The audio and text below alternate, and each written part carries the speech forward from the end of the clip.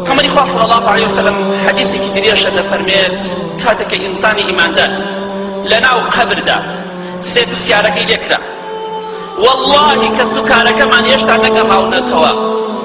والله نقش نتمال برقاوا لسر قبرسانا والله ملائكة يتكامن تؤدو ملائكة بسيار ملائكة برودقارت كي جدين يكتهبوا آيات سبارت بە پێغەمبەری خوا صلی الله عليه وسلم چی دەڵێ جا ئەو کەسە ئەگەر خوا زمانی پاراو بکات لە دنیادا کردەوەی چاکی ئەنجام دابێت ئەوە ئینشاءالله جوابی مەلایکە داتەوە بە شێوەیەکی سەربەرزی و سەرفرازی جوابی مەلایکەی دایەوە خوای پەروەردگار لە ئاسمانەوە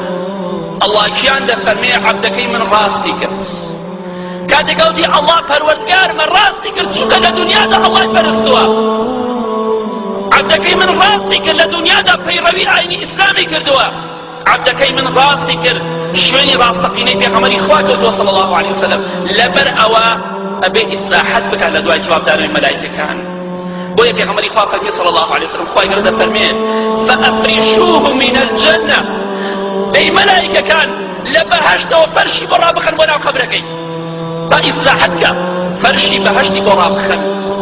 وألبسوه من الجنة پۆشاک و جلوبەرگی ئەهلی بەهەشتی بکەنە بەر لەناو قەبرەکەدا هێشتا خەڵکەکە بە تەواوەتی نەگەڕاوەتەوە خەڵکی شیوەن بۆ تۆ ئەکا بەڵام تۆ ژیانت خۆشە بەختەوەری فەرشی لە بەهەشتەوە بۆ ڕابخەن جلوبەرگ و پۆشاکی ئەهلی بەهەشتی لەبەر بکەن وافتحوا له بابا إلى الجنة فيأتيه من روحها وطيبها پێغەمبەری خوا دەفەرمێت صلی الله عليه وسلم دەرگایەکشی لە بەهەشتەوە بۆ دەکرێتەوە ئەمری خوایە بێ دەرگای بەهەشتیشی بۆ بکرێتەوە لەبەرەوە بەهەشتی لەبەر چاوەبی هەموو کاتێک بۆ پێغەمبەری خوا دەفەرمێت صلی الله عليه وسلم بۆ نوبەرامی خۆشی بەهەشت دێ بەسەری ئەو ئینسانە ئیماندارەدا وقبركشي ويفسح له في قبره مد بصره حتى تشاوي بروكات قبركشي وفراوانا بيته او إسراحة بلا شيء دنيا إسراحة خوشي جانية دنيا خمخفة مراقب